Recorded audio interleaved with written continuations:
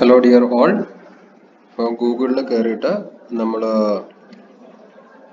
NCC integrated software എന്ന് type ചെയ്തിട്ടുണ്ടെങ്കിൽ നമുക്ക് ആദ്യം കിട്ടുന്ന ഇതിൽ പോയി കഴിഞ്ഞാൽ ഇവിടെ കാണാം ബിസാഗ് ഇൻ എന്നുള്ള ഓപ്ഷനിൽ ക്ലിക്ക് ചെയ്ത് കഴിഞ്ഞാൽ നമുക്ക് രജിസ്ട്രേഷൻ്റെ ഫോമിലേക്ക് എത്താം.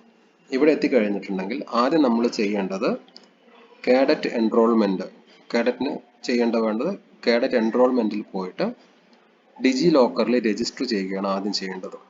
അപ്പോൾ ഇവിടെ ഡിജി ലോക്കറിന് വേണ്ടിയിട്ട് നമ്മൾ ഇവിടെ താഴെ തന്നിരിക്കുന്ന രജിസ്ട്രേഷനിൽ ക്ലിക്ക് ചെയ്യുക. ഇവിടെ നിങ്ങളുടെ ഫോൺ നമ്പർ പിന്നെ ടൈപ്പ് ചെയ്യുക.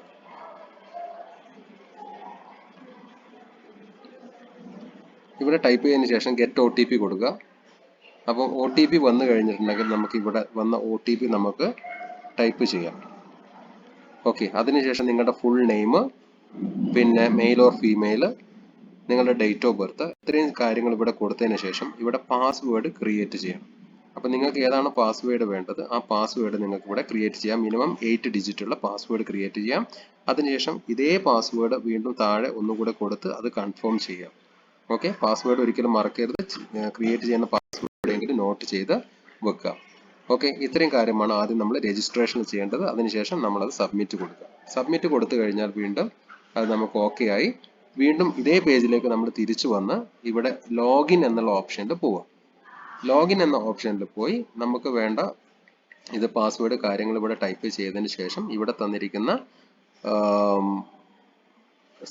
ക്യാപ്ച കൊടുക്കാം. ഓക്കെ, ഇവിടെ തന്നിരിക്കുന്ന ക്യാപ്ഷൻ കൊടുത്ത് നമ്മൾ എന്ത് ചെയ്യാം, ലോഗിൻ ചെയ്യാം ഇവിടെ. ഓക്കെ, അപ്പോൾ ഇവിടെ ലോഗിൻ ചെയ്ത് കഴിഞ്ഞിട്ടുണ്ടെങ്കിൽ നമുക്ക് അടുത്തത് വരുന്ന കാര്യങ്ങൾ നമ്മുടെ ഇത് ഫില്ല് ചെയ്യലാണ്. അത് നമുക്ക് ഫില്ല് ചെയ്യാം. അപ്പോൾ ഇവിടെ എത്തിക്കഴിഞ്ഞിട്ടുണ്ടെങ്കിൽ ഇവിടെയാണ് നമുക്ക് ലോഗിൻ സക്സസ്ഫുള്ളി എന്ന് വരുന്നു.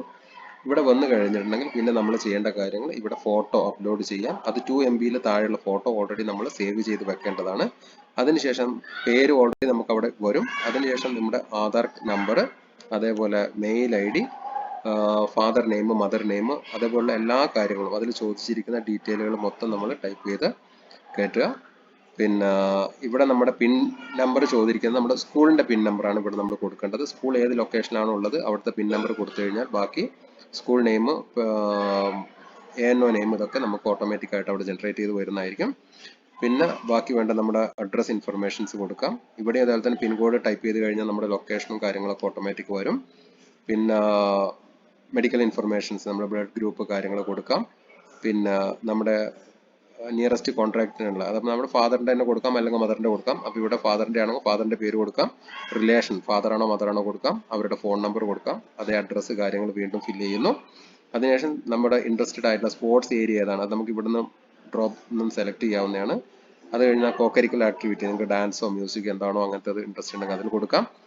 പിന്നെ ഇവിടെ yes or no ക്വസ്റ്റ്യൻസ് ചോദിക്കുന്നു. അപ്പം ഫസ്റ്റത്തെ എന്തായാലും ക്രിമിനൽ കോഡ് നോ ആണ്. രണ്ടാമത്തതും അതുപോലെ തന്നെ വില്ലിംഗ് ടു അണ്ടർലോ പിന്നെ NCC ട്രെയിനിങ് അത് യെസ് ആണ്. പിന്നെ വില്ലിംഗ് ടു സർവീസ് NCC അതും യെസ് ആണ്. പിന്നെ ഇവിടെ പ്രീവിയസ്ലി നിങ്ങൾ അപ്ലൈ ചെയ്തിട്ടുണ്ടെങ്കിൽ എന്തായാലും ചെയ്യാൻ സാധ്യത കുറവാണ്, അതുകൊണ്ട് നോ, ഇത് രണ്ടും നോ തന്നെ കൊടുക്കാം. അതിനുശേഷം ലാസ്റ്റ് വരേണ്ടത് ഇവിടെ ചൂസ് ഫയൽ എന്നൊരു ഓപ്ഷൻ ഉണ്ട്. ഈ ചൂസ് ഫയലിൽ നമ്മൾ ക്ലിക്ക് ചെയ്തിട്ട് നമ്മുടെ മെഡിക്കൽ സർട്ടിഫിക്കറ്റ് അതുപോലെ CWSന്റെ ഒറ്റ ഫോമായിട്ട് അതിനെ PDF ആക്കി മാറ്റുക. ചിലപ്പോൾ 3 പേജ് ആയിരിക്കാം. ആ 3 പേജ് പഴയ ഫോമാണെങ്കിൽ 3 പേജ് ഉണ്ടാവും. അത് 3ഉം അല്ലെങ്കിൽ പുതിയ ഫോമാണെങ്കിൽ ഒറ്റ പേജ് ആയിരിക്കും. 3 എണ്ണം ഉണ്ടെങ്കിൽ തന്നെ അത് ഒറ്റ PDF ആക്കി മാറ്റിയിട്ട് അത് ആദ്യം സേവ് ചെയ്ത് വെക്കാം നമ്മുടെ പേരിൽ. എന്നിട്ട് ഇവിടെ ഫയലിൽ ക്ലിക്ക് ചെയ്യുന്നു. അത് എവിടെയാണോ നമ്മൾ സേവ് ചെയ്തത് അവിടെ പോയിട്ട് നമ്മളത് എടുത്ത് പിന്നെ നമ്മുടെ ഇത് CWSയിൽ പോയിട്ട് നമ്മളത് സെലക്ട് ചെയ്ത് ഓക്കെ കൊടുക്കുന്നു. അപ്പോൾ ഓക്കെ കൊടുത്തു കഴിഞ്ഞ് ഇവിടെ വന്നു കഴിഞ്ഞിട്ടുണ്ടെങ്കിൽ ഇവിടെ നമുക്ക് ഇവിടെ സബ്മിറ്റ് ഫോം ഇത് വീണ്ടും ഒന്നുകൂടി ചെക്ക് ചെയ്യുക, ഓക്കെ ആണോ എന്നുള്ളത്. എല്ലാ കാര്യങ്ങളും ഓക്കെ ചെയ്യുക. നിങ്ങൾക്ക് എന്തെങ്കിലും സംശയം ഉണ്ടെങ്കിൽ മാത്രം സേവ് ആസ് ഡ്രാഫ്റ്റ് കൊടുത്തതിന് ശേഷം പിന്നീട് എഡിറ്റ് ചെയ്യാവുന്നതാണ്.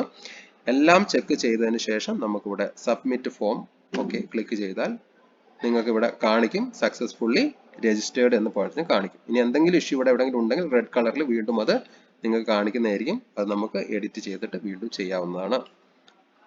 ഓക്കെ, അപ്പോൾ സബ്മിറ്റ് ചെയ്യുക.